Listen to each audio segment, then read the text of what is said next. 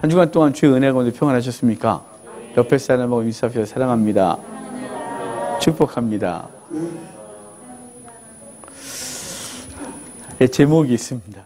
제목 같이 읽겠습니다. 여자의 후손. 아멘.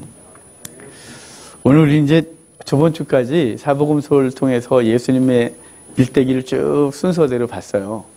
그리고 이제 또 시리즈를 가야 되겠는데 애매해서 우리 연말도 있고 성탄절도 있고 등이 있어서 이때 뭘 할까 고민하다가 예수님의 오신 이유 성탄절이잖아요. 25일 날까지 3편의 설교를 통해서 예수님께서 우리에게 오신 이유 이거에 대해서 좀 말씀드리려고 그래요. 아주 뻔한 얘기죠. 아주 뻔한 얘기예요.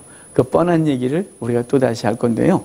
그 뻔한 얘기가 우리에게 익숙하지 않고 우리의 영혼을 온전히 붙들지 못하는 게 문제죠. 그래서 예수님을 믿는다 하지만 온전히 믿지 못하고 예수님이 왜 오셨는지에 대한 생각을 하지 못하고 그냥 예수님을 믿는 것으로 끝나는 것이죠. 그래서 구원의 확신도 없고 신앙생활하는 목적을 잃어버린 존재들이 참 많아요.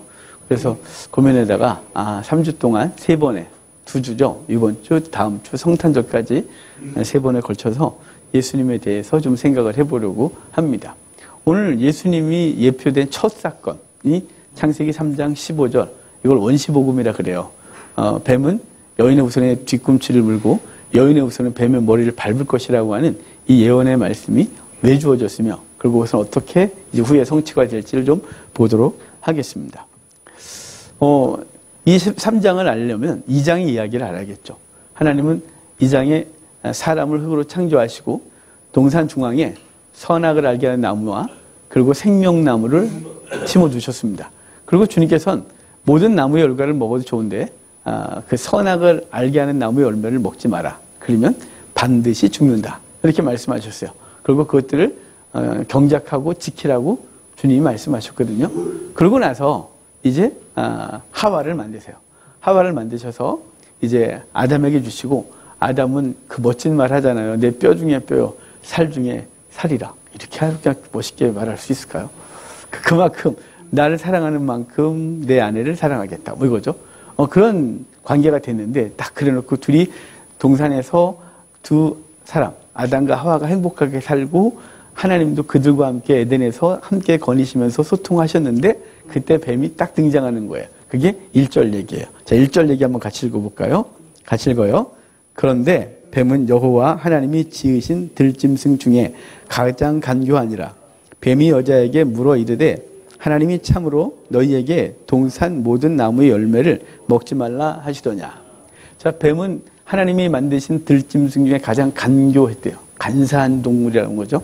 그래서 그 뱀이 이제 사람을, 여인을 유혹하게 되는데요. 그래서 거기 보면 여자에게 물어 이르되 그러죠.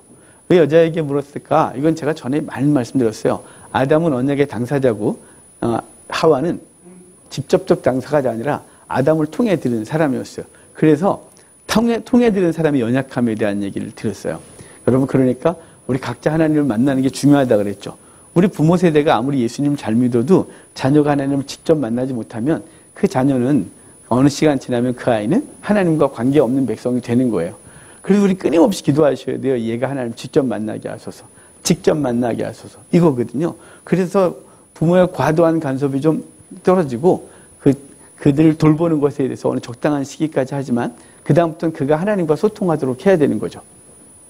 저는 어릴 때 아이들이 클 때 무슨 문제 있으면 하나님께 기도해. 너가 기도해.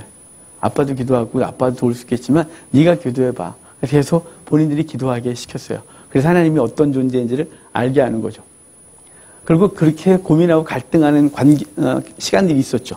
하나님이 계실까 안 계실까. 이렇게 교회는 다니지만 만약에 천국이 없다면 나는 헛짓한 것 아닌가. 우리 아이들의 고백이었어요. 그래서 계속 그럴 때 그럼 네가 고민해봐.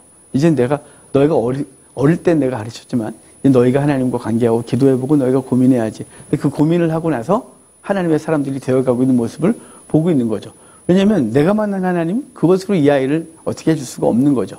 각자 만나야 돼요. 우리가 만난 하나님을 알려주는 주죠. 교회 다녀야 돼. 예수님 믿어야 돼. 예수님 너의 주인이야. 예수님 너의 주권자야. 라고 말하지만 이것이 일로 들어와서 전리 흘러갈 거잖아요. 그래서 그가 주님 만나야 돼요. 여기 지금 하와를 유혹한 것은 하와가 언약의 직접적 당사자가 아니고 그는 아담을 통하여 들었고 하나님은 어떤 존재인지 알았단 말이에요. 그렇지만 그게 야다한 경험이 아닌 거죠. 하나님과 직접적 교제가 없었고 아담을 통해서 들은 거예요. 그래서 하와는 이 말씀에 대한 신뢰가 굉장히 약한 상태에 있는 거예요. 그러니까 여러분, 우리의 자녀들이 하나님과 만나는 시간들이 반드시 있어야 되는 거예요. 그거는 그 아이의 인생의 미래를 위해서죠. 때로는 실패를 통해서, 때로는 아픔을 통해서, 때로는 누군가를 통해서 고통을 당하고, 때로는 왕따를 당하고, 사회적인 매장을 당하는 시간을 갖는다 할지라도 그가 거기서 하나님 만난다면 그건 가장 큰 복을 받은 거죠. 그런 시간들이 우리 자녀들에게도 있기를 바랄 뿐이에요. 그래서 하나님 앞에 때로는 아프지만 그걸 지켜보는 부모 마음은 굉장히 아프지만 그는 하나님과 만나야 돼요. 그러니까 우리가 그러하고 우리 주변 사람이 우리 배우자들이 그렇게 하나님과 만나도록 우리는 기도하고 만나달라고 그렇게 기도해야 되는 거죠. 하와가 그러니까 언약의 직접적 당사자가 아니라 이게 아담을 통해 들은 사람이라서 하와는 바로 뱀은 하와를 유혹하는 거예요. 그래서 이렇게 말하잖아요. 참으로 너희에게 동산 모든 나무 열매를 먹지 말라 하시더냐. 참으로 진짜로 그랬다는 거예요. 뱀이 묻는 거죠. 그러니까 그에게 그 불확실한 어떤 것에 대해서 쫙 들어와서 진짜야? 너 그게 맞아? 진짜 먹으면 안 된대? 라고 묻는 거예요. 하와는 그게 진짜인지 아닌지 생각해 본 적이 없던 거죠. 왜냐하면 남편이, 그 사랑하는 남편이 먹지 마. 저 만지지도 마. 막 보지도 마. 먹지도 마. 먹으면 죽어. 라고 했단 말이죠. 그런데 이유도 몰랐어요. 하와는. 제가 하와의 입장을 들어서서 보니까 하와에게 가서 물어보지는 않았어요. 근데 하와는 그 불확실한 것 속에서 그 뱀이 너 진짜야? 그게 맞는 거야? 이렇게 묻는 거죠. 예수님이 진짜 살아계셔? 예수님이 진짜 온 거 맞냐? 야, 천국이 진짜 있어? 죽으면 진짜 천국 갈 수 있어? 야, 예수님이 너 때문에 죽었다고 그리고 그것을 믿으면 산다는 게 그 분명한 거야? 그게 논리적으로 맞아? 라고 우리한테 자꾸 묻는 거예요. 그럼 이제 이게 그분과 분명한 확신이 없는 사람은 이때부터 흔들리기 시작하는 거예요. 진짜인가? 내가 혹시 이상한 짓 하고 있는 건 아닌가? 그냥 내가 종교 활동하나? 뭐지? 내가 왜 여기 와서 이러고 앉아있지? 이런 고민이 되는 거죠. 근데 이 고민은 날마다 하셔야 돼요. 그게 확신이 생길 때까지 분명히 요동치지 않을 때까지 계속 생각하고 점검하고 그건 중요한 거예요. 그래야 위기 앞에서 사단이 딱 흔들 때 우리의 삶의 위기 앞에서 요동치지 않고 예수 그리스도가 내 구주야 라는 거 분명할 수 있는데 이게 평소에 생각이 없이 교회 왔다 갔다 하는 사람들, 부모님 따라서 어쩔 수 없이 교회 왔다 갔다 하는 사람들은 그날 그런 질문이 딱 오면 요동치는 거예요. 그래서 내가 언제 교회 다녔는지 누군가가 보면 제 교회 다닐 때는 맞아? 라고 질문할 정도로 그 친구는 주님과 멀어져 있는 거죠.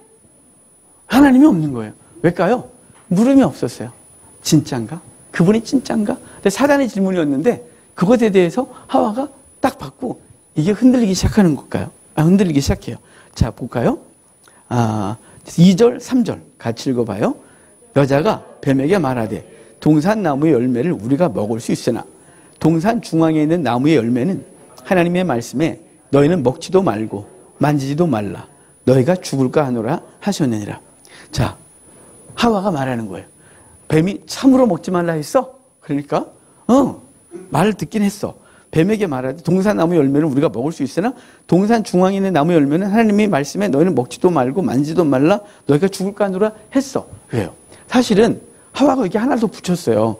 자, 어디 보면 되냐면요. 자, 17절 2장 17절 보실래요? 성경에 2장 17절 하나님이 아담에게 하신 말씀이 하와에게서 하나가 붙었어요. 17절 같이 읽어봐요. 선악을 알게 하는 나무의 열매는 먹지 말라. 내가 먹는 날에는 반드시 죽으리라. 근데 하와가 뭐라 그랬어요?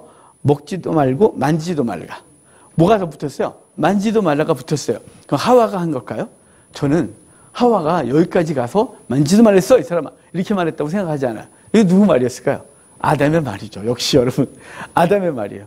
그 아담은 하나님과 직접 대화 속에서 이게 얼마나 심각한 건지 알았던 거죠. 근데 하와는 아직 그 감각이 없는 거죠. 어느 날 갑자기 이쁜 여자가 딱 태어나서 딱 오는 바람에 니 반짝반짝해져갖고 내 뼈 중에 뼈, 살 중에 살이라 놓고 사랑하는데 그 여인에게 하나님이 하신 말씀을 전해줘야 되잖아요. 유일한 말씀. 그것은 저기 있는 거 먹으면 안 돼. 저거 먹으면 죽어. 만지지도 마요. 보지도 마요. 알았죠? 먹으면 안 돼요. 만지면 안 돼요. 이렇게 말했겠죠. 그러니까 하와는 자기가 들은 얘기가 만지지도 말고 먹지도 말라 했어. 라고 말한 거예요. 그러니까 아담은 나름대로 할 바를 다 한 거예요. 하나님의 말씀을 바꾸서 그냥 그 말씀 앞에서 자기는 지키고 있고 그 간접적 당사자인 하와에게 그걸 엄하게 말한 거죠. 우리가 자녀를 양육할 때 엄하게 하지 않아요? 신앙생활을 엄하게 가르치죠. 우리 예림이가 하는 말이 있어요. 우리 아빠 너무 잔인했다고. 그래서 뭐가? 아빠 죽는데 열이 막 40도까지 오르는데 교회 와서 죽어. 제가 교회 와서 죽어. 그래서 여기 앉아서 열이 펄펄 나는데 거기서 있었어요. 우리 애들은 절대 예배당 빠지면 안 돼요. 와서 죽어 했으니까. 손익이 윤석 가끔 철야 때 세례빠 신고 왔어요. 제가 뒤집어지는 거죠. 학원 갔다 곧바로 온 거니까. 지는 할 말이 있어요. 학원에 갔다고. 그럼 어떡하라고 그래요? 야, 학원 갈 때 운동화 신고 갔어야지. 너가 하나님 앞에 찬양하는 놈이 슬리퍼 신고 가서 드럼 치면 하나님 기뻐하겠냐? 너 되겠어 이거? 그러니까 얼마나 제가 그랬겠어요. 군대 갈 때 소원이 있었어요. 야, 교회만 빠지지 마. 그러니까 얘가 청년이 되고 나니까 얘가 하나님 믿는지 안 믿는지가 헷갈리는 거예요. 이놈이 맨날 자고 맨날 자요 저기서. 여기는 좋은 상태에서 치니까 맨날 김기사한테 너 좀 정신 똑바로 차리라고 졸다가 치고 저기서 자고. 내가 저놈이 예수 믿나? 저기 하나님을 믿나? 평생 하나님 직접 만나야 된다 그랬는데 아직 못 만나는 것 같다 그랬는데 요새 군대 가서 하나님 만나고 있는 것 같아서 요새 하나님이 이렇게 작업하시는구나 라는 생각을 해요. 앞으로 더 만나야겠죠. 그는 실패를 통해서 만났고 예배를 통해서 군대를 통해서 또 만나고 있는 것 같아서 고마워요. 중요한 건 뭐냐면요. 우리가 엄하게 가르치죠. 그렇죠. 엄하게 안 가르치는 부모 있습니까? 자녀에게 너 그래야 돼. 너 예배당 꼭 나와야 돼. 너 하나님 꼭 섬겨야 돼. 너 안 그러면 안 돼. 그러는데 언약의 당사자가 아니잖아요. 직접 주님을 만나지 못해서 이 아이들은 그런다고 하다가 어느 날 세상이 너무 좋고 세상의 유혹에 넘어가기 시작하는 거죠. 확신이 없었으니까요. 근데 여러분 걱정하지 마십시오. 당신의 백성들은 절대로 하나님 포기하지 않으십니다. 우리 153 있잖아요. 하나님 그물을 잡은 건 놓치지 않는다고. 멀리 가도 반드시 돌아오게 하신다고. 잃어버린 양 한 마리 찾아서 어깨에 메고 돌아오시는 분이라고. 그래서 저는 주의 백성들의 자녀들을 결코 잊지 않으시고 또 중고등학교 때 또 하나님을 만났던 그 경험들이 절대로 하나님을 버릴 수 없는 존재들 되게 하고 그가 방황한 만큼 하다가 하나님을 제대로 인격적으로 만나고 저 앞에 설날을 소망하고요. 그러니까 우리가 엄격하게 하지만 하와같이 이게 연약한 경험하지 못한 이 하와는 불안해지는 거죠. 하지만 나중에요. 우리가 이따가 나중에 보겠지만 하와는 이 연약했던 사람으로서 나중에 메시아를 대망하는 존재가 되어 있는 것을 보게 될 거예요. 왜냐하면 맨 처음에는 그 직접적으로 하나님을 만난 적이 없어 무너졌지만 만남을 통해 그가 어떻게 되는지를 알게 될 거예요. 자, 죽을까 하노라. 죽는다 그랬잖아요. 죽을까 하노라라고 편지를 자, 그러면 이제 4절, 5절 같이 읽어볼까요? 뱀이 여자에게 이르되 너희가 그것을 먹는 날에는 너희 눈이 밝아져 하나님과 같이 되어 선악을 알 줄 하나님이 아심이라. 너희 눈이 밝아졌다. 이 말은요. 너희 눈이 분별할 줄 알게 된다는 거죠. 밝아졌다. 이걸 어떤 번역에서는 열렸다. 이렇게 너희 눈이 열려 이렇게 번역했고 우리는 밝아져 그랬는데 이게 분별한다 뜻이에요. 너희들이 눈이 분별할 수 있는 눈이 생겨서 선악을 결정하는 존재가 된다는 거죠. 그러니까 하나님이 아담하고 언약할 때 하나님이 일방적으로 언약을 결정하셨어요. 뭐가 선이고 뭐가 악인지. 동산 중앙에 있는 선악을 알게 하는 나무를 먹으면 악, 그걸 먹지 않으면 선, 이렇게 선악을 하나님이 결정하신 거죠. 그런데 뱀이 말하는 거예요. 야, 하나님 지가 뭔데 지가 결정을 하고 우리는 따라야 되니? 네가 결정해. 네가 선악을 네가 결정해. 그럼 되는 거예요. 이걸 먹는 순간 하나님 앞에서 하나님이 결정하는 게 아니라 네가 선과 악을 결정하는 존재가 되는 거야 라고 말하는 거죠. 그래서 세상이 다 이 죄 가운데 있어요. 그래서 선과 악을 스스로 결정하는 거죠. 우리가 이것이 악하다, 이것이 선하다 라고 말하는 거예요. 여러분, 그래서 우리는 종교 신앙생활도 자기가 결정한 대로 가요. 성경이 말하는 대로 가는 게 아니라 성경이 말씀하신 대로 그래, 이게 선이구나 라고 하는 것이 아니라 우리가 알아서 결정하죠. 그래서 나름대로의 신앙생활을 자기 소견에 옳은 대로 결정하고 신앙생활까지 그렇게 하는 거예요. 왜냐하면 그 본성이 우리 속에 있기 때문인 거예요. 그래서 제가 우리 광고 때도 그런 얘기 했지만 저는 목사님들이 강단에서 좌우 얘기를 하면서 그것이 선인 것처럼 얘기를 하는 걸 너무 싫어해요. 왜냐하면 인간은요, 선악을 온전히 분별할 수 있는 능력이 없어요. 그래서 우리는 그 모든 주권을 주께 맡기고 그의 선하신 섭리 가운데 이 땅을 맡겨두는 거예요. 그리고 우리는 기도하는 거예요. 때로는 내가 보기에 이게 선인데 하나님 보시기엔 그게 악일 수도 있는 거거든요. 그러니까 우리가 이것에 대해서 자기 가치로 막 얘기를 하고 특별히 개인적으로 얘기하는 건 좋지만 여기서 그게 선이다. 여기서 우가 선이다. 여기서 좌가 선이라고 말하는 목사님들이 너무 많거든요. 전 그럴 때마다 왜 저러실까? 역사가 결정할 거고 하나님의 주권을 인정하시지 그냥 냅두지. 우리를 징계하실 거라면 이 땅을 혼란스럽게 하실 거예요. 한국교회를 위하여 때로는 징벌적으로 이 나라를 혼란스럽게 하실 거예요. 또 한국교회를 위하여서 하나님이 세상을 안정시킬 거예요. 그가 악한 지도자를 할지라도. 여러분 그러니까 우리는 모든 주권을 주께 맡기는 거예요. 선악을 결정하시는 건 주님이다. 이거 분명하셔야 돼요. 내가 선악을 결정하는 존재가 아닌 거예요. 그래서 우리는 세상적 도덕적 기준으로 우리가 내가 배운 것, 내가 경험한 것, 내가 어디 출신인지 등등이 결정을 해서 선이다 아니다 말하는 게 아니에요. 그게 악인 거예요. 그러니까 여러분 너희가 죄는 뭐냐면 너희가 선과 악을 결정하는 존재가 될 때부터 하나님 앞에서 떨어져 나가는 거예요. 그래서 하나님이 진리가 아닌 거죠. 이게 하와가 뱀이 그 얘기를 하니까 하와가 그래? 선악을 결정하는 존재가 내가 되는 거야? 라고 하고 이제 따먹는 거죠. 자, 6절 같이 볼까요? 같이 읽어봐요. 여자가 그 나무를 본즉 먹음직도 하고 보암직도 하고 지혜롭게 할 만큼 탐스럽게도 한 나무인지라. 여자가 그 열매를 따먹고 자기와 함께 있는 남편에게서 주매 그도 먹은지라. 아멘. 자, 그 따먹었어요. 그리고 눈이 밝아졌죠. 그리고 남편에게서 주어 그도 먹게 했다 그래요. 죄의 영향력이에요. 여러분 그래서 죄의 영향력은 자기만 죄를 짓는 게 아니고요. 제가 죄 지면 주변 사람들이 영향을 끼쳐요. 우리가 얼마나 무서운 존재인지를 아셔야 돼요. 그래서 부모가 어떻게 살았는지 그 아이는 말이 아니고요. 그 부모를 보고 그 형태를 따라가는 거예요. 그걸 그대로 따라가고 그 죄 가운데 같이 들어가는 거예요. 부모가 경건하게 사는 사람이라면 그 부모의 경건함을 따라가는 거죠. 왜냐하면 선한 영향력인 거죠. 악의 영향력도 마찬가지예요. 우리가 하나님 앞에 어떻게 사느냐에 따라서 그 주변이 결정되는 거예요. 우리의 세치어가 어떻게 말했냐에 따라서 그 말은 독이 되기도 하고 생명이 되기도 해서 주변에 영향을 끼치는 거죠. 하와는 뱀의 영향을 받았고요. 하와는 하와의 영향을 남편에게 주어. 그 아담이 아까 하와가 한 말을 보면 먹지도 마, 만지지도 마, 보지도 마 등등등 엄격하게 했겠죠. 하지만 하와가 그걸 먹고 죽지 않았어요. 근데 이 죽음이란 걸 뭔지 모르는 그 세대 속에서 생명이 죽는 걸 본 적도 없고 죽는 게 뭔지 모르는 거예요. 그런데 하와가 그걸 먹고 아무렇지도 않고 그에게 권면해 주는 사랑하는 여인이 주는 걸 그거 먹고 그도 이제 하나님과 관계가 깨어지는 거죠. 그러니까 여러분 죄의 영향력이 심각한 걸 아셔야 돼요. 그래서 내가 이렇게 하지만 애들한테 또는 배우자에게 내가 주변 사람들이 이렇게 말하면 그가 그렇게 듣겠지. 전혀 아니에요. 우리의 모습 그대로 가는 거예요. 그래서 제가 지난주인가 지지난주에 목회에 대한 얘기를 했었죠. 여기는 안 했네요. 딴 데서 제가 하기수여 씨가 설교를 하면서 목사에 대해서 목자가 뭐냐 이런 얘기를 할 때 했었네요. 예수님이 앞에 가시고요. 목자 되신 그분이 그리고 저는 그 뒤를 따라가고요. 여러분 절 보고 온다 그랬잖아요. 그러니까 저는 얼마나 심각하겠어요. 왜냐하면 제가 주님을 올바로 따라가지 못하면 뒤따라오는 사람은 잘못된 길을 가겠죠. 여러분 그런 게임 하잖아요. 귀 다 막고 그래. 너는 천재야. 그러면 옆에서 너는 바보야. 너는 진짜 바보 이렇게 되는 거 있잖아요. 그 듣고 왜냐하면 이 사람이 제대로 된 걸 전하고 그 제대로 된 걸 전달받아야 다음 사람에게 제대로 된 걸 전하겠죠. 우리가 예수 그리스도를 보는 사람으로서 우리가 그분이 어떻게 사셨는지 그분이 무슨 말씀을 하셨는지 온전히 들어야 그분의 길을 따라갈 수 있는 거예요. 그분의 뒤를 따라가는 사람들의 뒤를 따라오는 사람들이 영향을 받는 거죠. 내가 엉뚱하게 따라가면서 주님이 직선으로 가셨는데 내가 왼쪽으로 가면서 얘들아 직선으로 가는 거야. 그럼 자기가 직선으로 가고 있으니까 뒤따라오니까 얘가 직선인 줄 알겠죠. 그래서 여러분 하나님 앞에서 우리가 이 죄의 영향력 그다음 반대로 또한 거룩한 것의 영향력이 있다는 사실을 기억하셔야 돼요. 하와가 죄를 짓고요. 그 영향을 누가 받아요? 아담이 받아요. 결국은 그 아담이 받은 영향력은 온 인류가 사망 가운데 들어가게 되는 거예요. 온 인류가. 그러니까 여러분 죄 영향력 가운데 있지 않도록 해야 돼요. 그리고 말씀을 바르게 기억해야 되죠. 하와는 왜곡됐고요. 그리고 스스로 타협하기 시작했어요. 왜냐하면 그 보암직도 하고 먹음직도 하고 탐스럽게 한 그 열매 보면서 먹고 싶었거든요. 근데 뱀이 나와서 그러니까 그 평소에 하고 싶었던 걸 덥석한 거죠.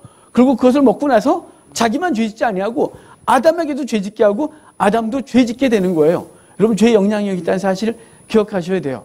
여기 우리 정령 죽으리라 반드시 죽으리라 이 단어들이요. 이게 무트 그러는데요. 이게 죽고예요.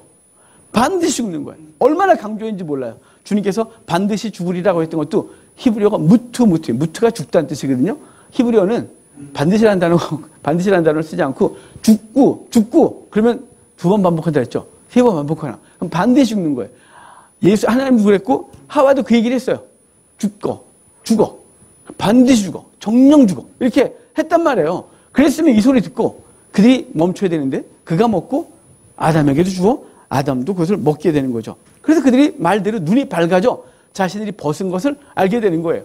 이 벗은 것을 알았다 이 말은 자신의 죄가 보이기 시작한 거죠. 단순히 육체에 벗은 것, 부끄러워가 아니라 그들이 하나님과 관계가 깨졌다는 사실을 알게 된 거예요. 하나님과 관계가 온전할 때는 이게 부끄럽지 않은 거죠. 전혀 부끄럽지 않은 거예요. 그런데 관계가 깨지고 나니까 부끄러워지기 시작한 거죠. 그래서 그는 나무 뒤에 숨게 되고 하나님의 음성이 들리는데 아담아 그랬더니 그 나무 뒤에 숨어요. 주님께서 너 왜 숨었어? 그러니까 하나님의 소리가 들리므로 무서워요. 숨었나이다 그래요. 하나님의 소리가 왜 무서워요? 하나님과 관계가 좋은 사람은 주의 소리가 무섭지 않죠. 여러분도 다 자녀였잖아요. 여러분이 뭔가 잘못했을 때 부모의 소리가 두렵게 느낄 때가 없었어요? 또 관계가 깨지면 상대의 소리가 부담스러워지죠. 아담과 하와가 숨은 이유는요. 하나님의 소리가 두려웠대요. 아담은 이전엔 하나님의 소리가 두려운 게 아니라 하나님과 관계가 좋았어요. 그래서 그 소리 듣기를 즐거워했어요. 여러분 지금도 하나님 말씀을 즐거워하셔야 돼요. 이 말씀을 들으면서 부담스럽거나 두렵거나 염려가 되거나 그러면 안 되는 거죠. 그건 사단이 아닌 거예요. 세상이 듣기 싫어하는 거죠. 하지만 주의 백성들은 이 말씀이 즐거워하셔야 되고 이 말씀이 꿀같이 달아야 돼요. 그것이 때로는 책망의 말씀이고 때로는 우리의 미래에 대한 두려움일지라도 그것이 나를 유익하게 하고 하나님의 사람으로 서게 한다는 걸 믿고 그 말씀이 달아줘야죠. 지금 아담과 하와는 나무 뒤에 숨어서 하나님의 소리를 듣고 싶어 하지 않는 거예요. 그러면서 이제 누가 너에게 벗은 것을 알게 했냐? 누가 먹게 했냐? 라고 주님이 물어요. 그 질문 앞에서 자, 아담의 대답을 볼까요? 12절 같이 읽어봐요. 아담이 이르되 하나님이 주셔서 나와 함께 있게 하신 여자 그가 그 나무 열매를 내게 주었으므로 내가 먹었나이다. 아담은요 잘못했습니다 그러면 되는 거잖아요 여기서. 근데 당신이 내게 주신 여자가 먹게 했나이다 그런 거죠. 아니 여자 안 줬으면 나 안 먹었어요 그런 거죠. 나 그 환경 아니었으면 나 그 죄에 안 져요. 내가 그런 집안에서 태어나지 않았으면 난 훌륭한 인격자가 됐을 거예요. 난 그런 부모 밑에 안 자랐으면 난 훨씬 더 괜찮은 사람이 됐을 거예요. 뭐 이런 거죠. 모든 인간은 탓하고 원망하는 데 익숙해요. 왜냐하면 아담의 속성이거든요. 그래서 예전에 저희가 상담 공부할 때 정태희 교수라는 분이 탓이라는 책을 썼어요. 왜냐하면 한국교회가 그때 한참 상담이 교회 내에 들어오면서 다 부모, 가정 이런 집안에 태어났기 때문에 이렇게 됐다. 이런 아빠 밑에서 자랐기 때문에 이렇게 됐다. 그래서 계속해서 원망을 하고 거기에 젖어들면서 자기의 연약함, 자기의 죄성을 합리화하기 시작했어요. 탓하지 말아줘. 탓하지 마라. 이게 아담의 범죄예요. 하나님이 주셔서 하나님이 내게 주신 여자 그가 내게 먹게 한 나이다 라고 하는 거예요. 여러분 죄는 전적으로 개인 책임임을 아십시오. 부모가 아무리 나한테 그랬어도 배우자가 내게 어떤 짓을 했어도 내 집안 환경이 어떠해도 나라가 어떠해도 나는 거기서 바르게 서는 것 그것이 하나님 원하시는 거죠. 원망하기 시작한 거예요. 그랬더니 또 묻죠. 여자에게. 자, 여자에게 물었어요. 13절 같이 볼까요? 여호와 하나님이 여자에게 이르되 내가 어찌하여 이렇게 하였느냐? 여자에게 이르되 뱀이 나를 꿰므로 내가 먹었나이다. 사단이 유혹했습니다. 라고 하는 거죠. 종종 이렇게 교회들 중에 이런 교회들이 있어요. 귀신을 매주 추방하는 교회들. 성도들도 매번 귀신 추방을 당해야 돼요. 그러면서 하는 말이 뭐냐면 너 속에 귀신이. 그래서 모든 죄를 귀신에게 돌리는 거죠. 귀신 들려서. 무슨 귀신 들려서. 매번 귀신 쫓아요. 여러분 이게 얼마나 이상한 건 줄 알아요? 그러니까 그 교회는 성령이 내주하는 사람이 한 명도 없는 거예요. 영원히 내주하겠다는 약속이 한 명도 없는 거예요. 목사 본인 빼고. 이상하지 않아요? 여러분 주님께서 우리 가운데 영원히 좌정하신다 그랬어요. 좌정하시면 사단은 내어 쫓김을 당하고 사단이 들어오려면 지보다 더 여기 계신 성령보다 더 세야 되는데 그럴 수 없는 거죠. 좌정하신 하나님은 영원히 떠나지 않는 거예요. 그러니까 우리 속엔 귀신이 없어요. 예수 그리스도를 믿음으로 고백한 사람들은 다 성령이 좌정하에 계신 거예요. 그러면 연약한 건 못 가요. 귀신 탓하고 내 속에 귀신 탓. 그래서 맨날 귀신 내쫓고 난 잘못이 없어요. 귀신 탓하는 거죠. 사단이 나한테 그렇게 한 거예요. 이게 얼마나 자기는 자유롭고 모든 걸 사단에게 넘기는 못된 짓인지 몰라요. 아니에요. 사단은 우리를 세상에서 유혹을 해요. 세상 것으로. 때로는 돈으로, 또는 명예로, 때로는 관계로, 때로는 무엇인가로 유혹을 해요. 그럼 그것에 대해서 우리는 우리 안에 거하신 성령님이 사단과 싸우는 게 아니라 우리 안에 거하신 성령님은 우리 인격과 싸우는 거예요. 그래서 우리가 날마다 싸우는 거예요. 죄성과 성령이 싸우는 거예요. 그래서 인격적으로 싸우는 거예요. 그분이 하지 마라 하시고 우리의 죄성은 계속 하려고 하고 그래서 안 되니까 로마서에 뭐라 해요? 그분이 탄식함으로 기도한대요. 얘 때문에 나 때문에 인격자니까 차라리 그냥 다른 분에게 분지르고 그래갖고 딱 세우면 되겠는데 인격자라서 그럴 수는 없고 인격적으로 그가 하나님을 고백하고 하나님 사람으로 서기를 원하시는 하나님은 오래 참으시고 오래 권면하시고 있는 거예요. 그 우리가 죄 짓는 걸 사단에게 다 하고 귀신을 그랬다는 둥 귀신이 내 속에 있었다는 둥 뭐 그래서 귀신 맨날 내쫓고 그러면 다음 주에 가면 괜찮아져야 되잖아요. 아니요 또 들어와갖고 이상한 짓을 또 하게 하고 이게 귀신 탓하는 못된 짓들이에요. 아니에요. 우리는 죄 철저히 자기 죄에 있는 거예요. 하와도 아담도 누구 탓했어요? 하나님 주신 여자가. 여자는요 뱀이요. 이렇게 말하죠. 모두가 탓하는 거예요. 자기는 싹 빠져가는 거죠. 하지만 하나님은 절대로 그만두지 않으세요. 그들을 책망하시죠. 뱀은 영원토록 벼룩이고 흙을 먹을 거라 그래요. 뱀이 원래 뭐 옛날 사람들은 고대 뱀은 다리도 있었고 어떤 사람은 날개도 있었대요. 그 모든 피조물 중에 가장 아름다웠대요. 뭐 빛나는 날개 그걸 대체 어디서 봤는지 알 수가 없지만 그 신학자가 한 얘기 신학자가 대체 어디서 그런 얘기를 하는지 모르겠어요. 그러니까 그가 아주 멋있는 동물이었는데 하나님께서 안 되겠다는 그래서 날개도 떼어버리고 다리도 떼어갖고 바닥을 기었다 이런 소리를 하셔요. 여러분 그런 건 얘기 듣지 마요. 창조될 때부터 그냥 뱀이에요. 그러면 뱀이 흙 먹나요? 또 뱀 먹는다고 또 그러세요 또? 뱀 흙 안 먹어요. 어떤 뱀도 흙 먹는 뱀은 없어요. 뱀이 얼마나 깔끔한데 걔 흙 안 먹어요. 근데 배로 기는 거죠. 레위기 11장을 보면요. 그것이 무슨 의미인지 알아요. 레위기 11장에 정결한 동물, 부정한 동물을 구분하세요.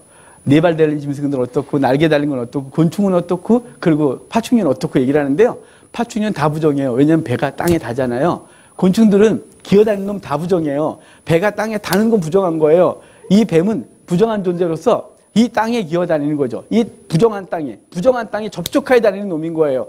그 아담과 하와가 범죄한 이후에 땅은 부정한 존재, 하늘은 거룩한 것으로 상징적으로 말하는 거예요. 그래서 성도는 어디 살아요? 하늘에 거하는 존재.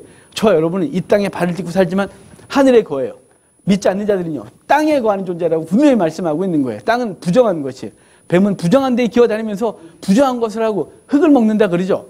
흙을 먹어요? 안 먹어요, 걔는. 흙을 먹는 게 뭐냐면요. 흙으로 사람을 지으셨어요. 사람을 지으실 때 흙으로 지으셨는데 흙을 먹는다 이 말은 그 사단이 뭐예요? 사람의 영혼을 삼키는 존재로 넌 살 것이라는 거죠. 그래서 하나님은 결코 사단을 내어버릴 수 없는 거예요. 왜냐면 그러면 부정한 땅에 있으면서 부정한 것을 전파하고 그 사람들을 부정한 영향력을 받게 하고 결국은 사람들을 삼켜버리는 존재가 되기 때문에 하나님은 사단을 놔둘 수 없는 거죠. 그래서 하나님은 사단을 저주하시고 여인은 해산하는 고통을 주시고 남자는 수고하는 고통을 뒤에 허락하는 거예요. 그런데 그 얘기는 지금 오늘 볼 건 아니고 15절이 오늘 우리가 보고 싶은 거예요. 15절 같이 볼까요? 같이 읽어봐요. 내가 너로 여자와 원수가 되게 하고 내 후손도 여자의 후손과 원수가 되게 하리니 여자의 후손은 내 머리를 상하게 할 것이요 그의 발꿈치를 상하게 할 것이니라. 아멘. 여기 여자의 후손 그리고 너의 후손 그러죠. 뱀의 후손, 여자의 후손 서로 원수가 되게 하는 거예요. 지금도 마찬가지예요. 세상을 따르는 사람들과 그리스도를 따르는 사람들이 결코 같이 갈 수가 없는 거죠. 세상에서 같이 어울려 살지만 신앙 얘기가 딱 나오는 순간 같이 갈 수가 없는 거예요. 그 삶의 가치가 달라졌고 그래서 원수가 되게 하고 그러는데요. 너의 후손, 그 다음에 뱀의 후손 이런 얘기를 하면서 세상은 앞으로 어떻게 될지를 분명히 얘기를 하는 거예요. 이것은 세상의 원리인 거예요. 그래서 성도와 세상은 절대로 같이 갈 수가 없는 거죠. 성도가 성도인 걸 드러내는 순간, 성도가 복음을 드러내는 순간 세상은 절대로 날 수가 없어서 그들의 뒤꿈치를 물기 시작하는 거예요. 하지만 그 후손, 그 씨앗이 뱀의 머리를 밟을 것이라고 말했는데요. 바로 예수 그리스도가 여인의 후손으로 와서 뱀의 머리를 밟을 거라는 거예요. 그래서 성경 전체는 여인의 후손을 기다려요. 여인의 후손을 기다리는 게 성경의 얘기인 거예요. 그래서 여러분 아까 제가 하와가 어떻게 변했는지를 말씀드리겠다 그랬죠. 4장 1절 보실래요? 성경 4장 1절 같이 읽어봐요. 아담이 그의 아내 하와와 동침하며 여호와가 임신하여 가인을 낳고 이르되 내가 여호와로 말미암아 득남하였나이다. 자, 지금 하와는요 얼마나 화가 났을까요? 내 저놈 때문에 저 먹고 남편도 먹이고 결국은 이 관계가 깨지고 이 고통을 당하는 존재가 됐다. 그래, 그러면 이 고통을 당하고 분명히 하나님 말씀하시기를 여인의 후손을 통해서 그 뱀의 머리를 밟을 놈이 나온다고 했으니 그래, 내가 아이를 낳아야 뱀머리를 밟겠지. 여러분, 아이를 낳는 게 여인들은 절대 쉽지 않잖아요. 그러잖아요. 남자를 군대 얘기하면 네가 애 낳아라 말해서 애 낳는 게 얼마나 고통이지 아냐 그렇잖아요. 여러분 분명히 말씀하셨어요. 여인은 해산하는 고통을 당할 거라고. 근데 하와가 해산을 해요. 왜요? 메시아를 낳아야 되거든요. 뱀의 머리를 밟고 싶거든요. 아주 원수 같은 이놈 때문에 우리가 이 처절한 고통을 당하고 있고 이놈 머리를 밟아야겠어요. 그래서 하와가 아이를 낳고 한 소리가 뭐냐면 내가 여호와로 말미암아 득남하였다 이렇게 말하는 거예요. 여호와로 말미암아 득남하였다 이 말은 이제 여인의 후손이 나와서 뱀의 머리를 밟을 거니까 이제 됐다라고 하는 거죠. 그런데 온전히 이룰 수가 없었던 거예요. 그래서 그 이후로 끊임없이 여인의 후손들을 통하여 아이를 낳아요. 여인의 후손들이 메시아를 낳으려면 그렇게 방해해요. 아브라함의 아내 사라는 하나님 앞에 부름받고 오랫동안 계속해서 방해를 받아요.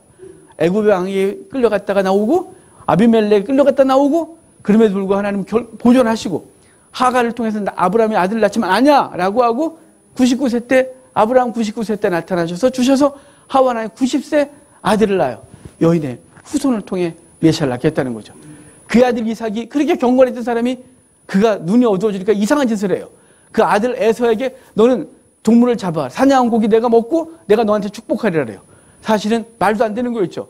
왜냐하면 에서는 뱃속에서부터 이미 버림받았고 그는 장자권을 팔아먹었고 그는 햇사람의 딸과 결혼하여 메시아의 계보를 이룰 수 있는 존재가 아니었단 말이에요. 믿음의 계보는 끝난 거예요, 걔는. 근데 이삭이 이상한 짓을 해요. 근데 누가요? 리브가가 정신 차리고 무슨 소리야? 그래가지고 야곱을 집어넣어 야곱을 축복받게 해요. 여인을 통하여 하나님의 일들이 벌어지고 있는 거예요. 야곱이 도망가서 라반의 집에서 라헬과 결혼하게 되죠. 라헬이 아이를 못 낳아요. 나머지 세 여인은 아이를 그렇게 잘 낳는데 라헬 제일 많이 사랑받고 제일 많이 잠자리에도 아기를 못 가져요. 그런 그에게 하나님은 요셉을 낳게 하시고 요셉을 통하여 이스라엘 백성들과 전 열방을 구원하시는 놀라운 얘기가 벌어지고 있는 거예요. 하나님은 이외에도 수도 없는 얘기를 계속하시죠. 한나를 통하여 사무엘을 낳게 하시고 그 가나안 땅에 들어간 그 살몬을 통하여 라합을 만나고 기생 라합을 통하여 보아스를 낳고 보아스가 오벳을 낳고 오벳은 이새를 낳고 이새는 다윗을 낳아 메시아 계보를 이어요. 다윗은요 인간적인 실수 진짜 제일 큰 실수 하나 했죠. 밧세바를 범하는 거예요. 근데 그 밧세바를 범했는데 그 사이에서 메시아가 태어나요. 하나님의 역사는요 그 말도 안 되는 일을 통하여 계속해서 그 밧세바와 다윗은 관계가 없는 사람이었지만 하나님은 그 섭리 가운데 그렇다고 다윗의 죄를 합리화하는 건 아니에요. 밧세바를 다윗과 잠자리하게 하고 메시아를 낳게 하는 거죠. 메시아가 나와서 그리스도 마리아를 통해서 그리스도가 나오는 거예요.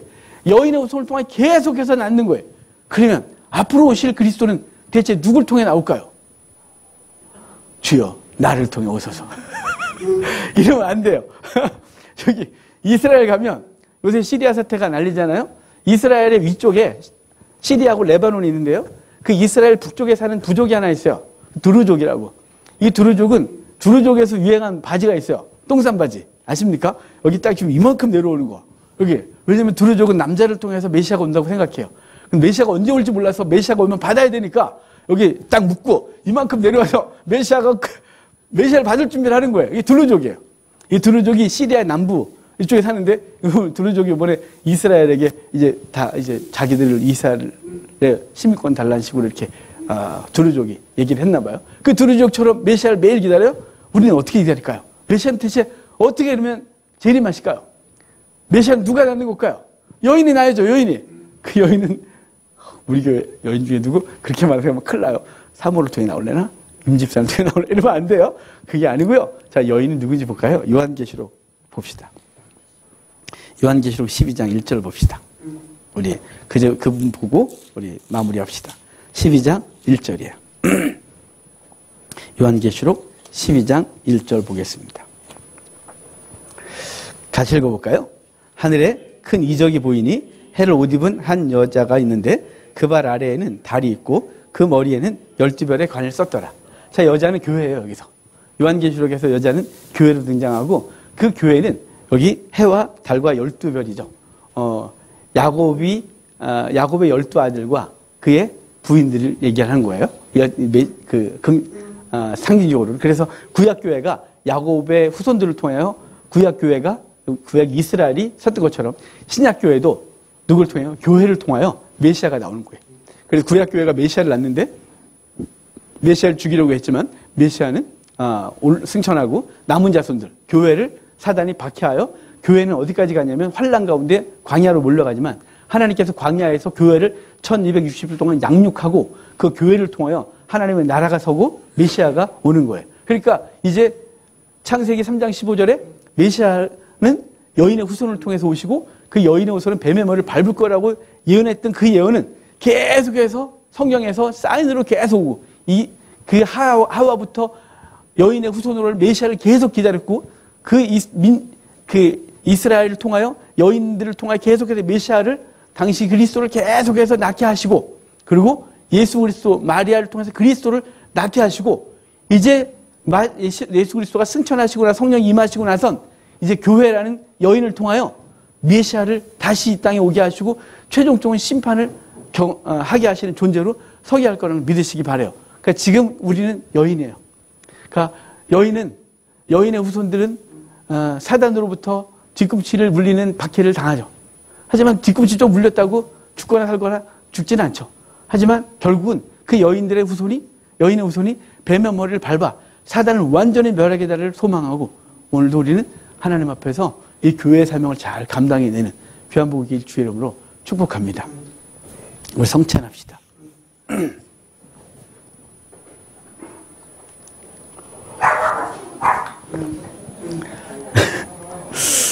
찬송가 287장입니다.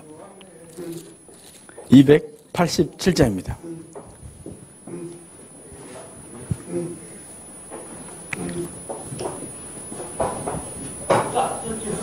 찬송가 287장입니다.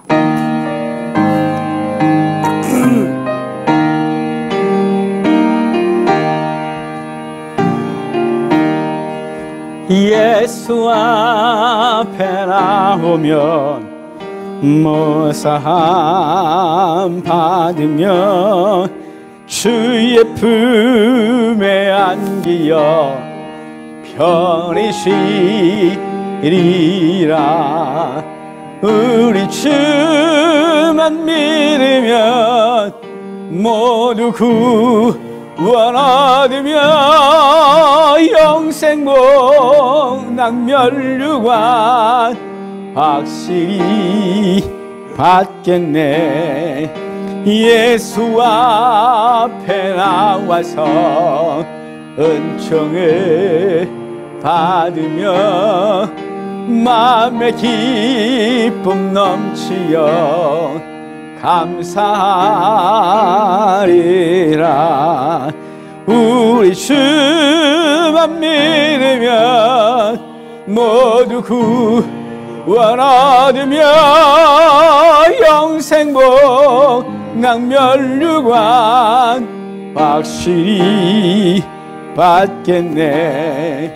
예수 앞에 설 때에 흰 옷을 입으며 밝고 빛난 내 집에 길이 살리라.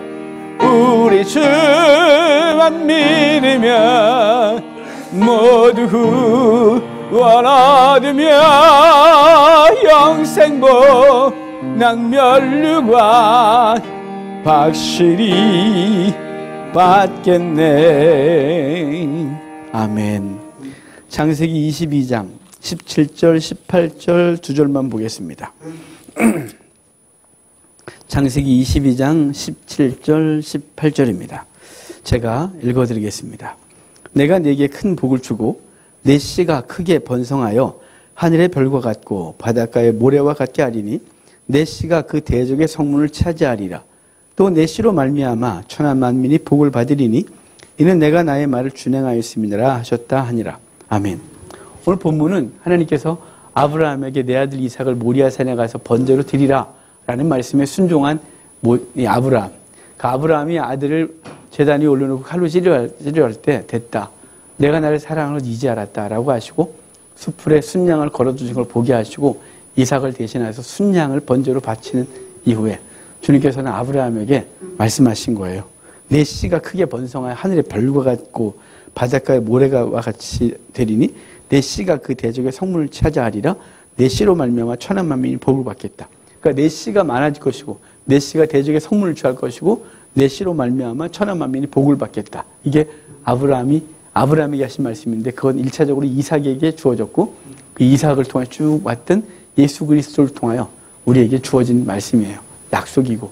그래서 그 씨 대신 예수 그리스도가 우리 가운데 오셔서 우리를 복 주시고 대적의 문을 부셔버리시고 우리에게 천국 백성 되게 하시고 우리에게 또 그 사명을 맡겨주셔서 주의 백성들이 가는 곳마다 살아가는 곳마다 대적의 문들을 부수고 그 안에 있는 영혼들을 살려내는 사명 주신 걸 믿고 이제 우리 가정으로 돌아가서 성찬을 대하고 돌아가서 그래 주님께서 나를 그렇게 구원하시듯이 나도 이제 그 사명 가지고 우리의 삶의 자리 대적의 문을 부수고 천한 만민이 복을 받게 했다는 이 주의 말씀 증거하고 주의 백성으로 살기를 다짐하는 시간 되도록 합시다.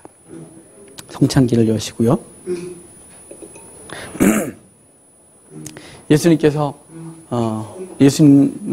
최후의 만찬 하실 때 이걸 가지고 제자들에게 주시면서 받아 먹으라 이것은 나의 살이다 라고 하셨습니다. 그러니까 이것은 먼저 구멍을 많이 뚫고 그리고 누룩을 넣지 않고 주인이 손님에게 가장이 가족에게 나눠준다 그랬어요. 바로 예수 그리스도를 상징하는 이것이었습니다. 이것을 대하면서 그리스도의 몸을 우리에게 주신 그 은혜 감사하고 우리도 우리의 몸을 내가 원하는 삶이 아니라 주님께서 원하시는 거룩한 삶을 사는 몸 되게 해달라고 기도하는 시간 되도록 합시다.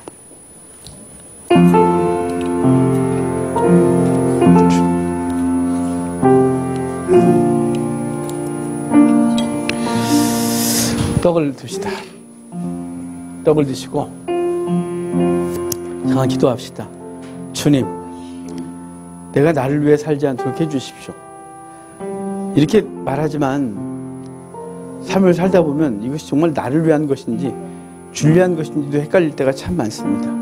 분별력 주셔서 내 삶이 오직 주님이 원하시는 삶이 되기를, 내 육체가 가는 곳마다 주님이 함께 가시기를, 그래서 주님의 일을 이루시기를 소망하는 마음으로 잠깐 기도하도록 하겠습니다. 기도합시다. 하나님 감사합니다. 우리 주님의 하나님 우리 주셔서 주의 백성들을 성찬을 대하게 하시면 감사합니다. 이 떡 대하는 자세가 주님 이제 그냥 떡을 먹는 것으로 매주 하는 것으로 멈추지 않고 주님이 그렇게 하셨던 것처럼 우리도 주님이 원하시는 자리에 가고 아버지가 원하시는 대로 예수님께서 당신의 몸을 십자가에 다신 것처럼 우리도 주님이 원하시는 대로 우리의 삶을, 우리의 몸을 주님 원하시는 거룩한 삶에 드리게 하셔서 우리가 살아가고 있는 영역이 살아나게 하여 주십시오. 하나님 감사합니다. 오늘도 주님께서 우리에게 이 성찬을 대하게 하셔서 감사합니다. 예수님께서 아버지의 명을 따르고 또 우리를 사랑하셔서 기꺼이 당신의 육체를 이 땅 가운데 와서 찢으신 그 은혜 감사합니다. 이제 그 은혜를 입은 우리도 우리의 삶의 자리로 가서 우리 육체를 주님이 원하시는 일을 위하여 드리게 하소서. 고통스럽고 힘들고 아프지만 그래야 산다면, 그래야 내 가족이 살고 내 주변이 산다면 기꺼이 내 몸을 내어주고 그들의 생명 되게 하는데 우리의 삶을 드리게 하옵소서. 감사합니다. 예수님의 이름으로 기도합니다. 아멘. 주님의 몸입니다.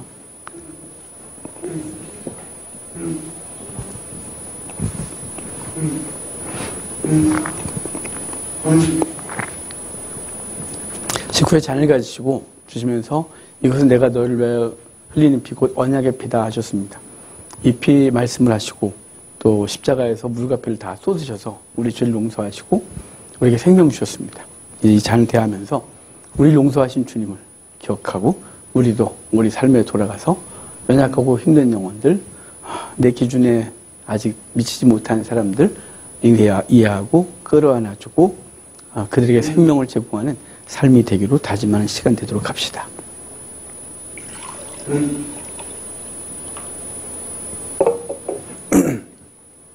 잔을 듭시다.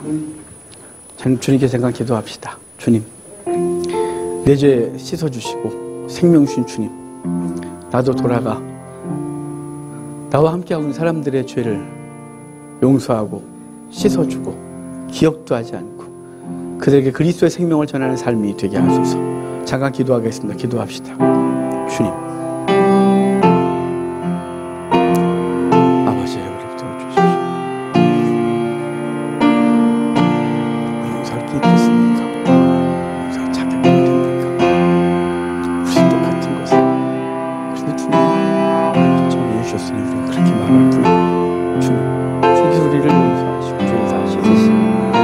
하게 하시고 생명 주시고 주님께서 힘내시고 우리도 삶으로 돌아가 우리와 함께 온 사람들의 허물을 씻어주고 가려주고 그들의 죄를 씻어주고 그들의 연약함을 도와주고 그래서 그리스도가 어떤 분인지 그들도 알게 하고 생명하게 하는 일에 우리의 삶이 쓰임받게 하소서.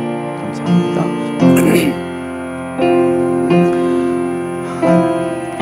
하나님 감사합니다.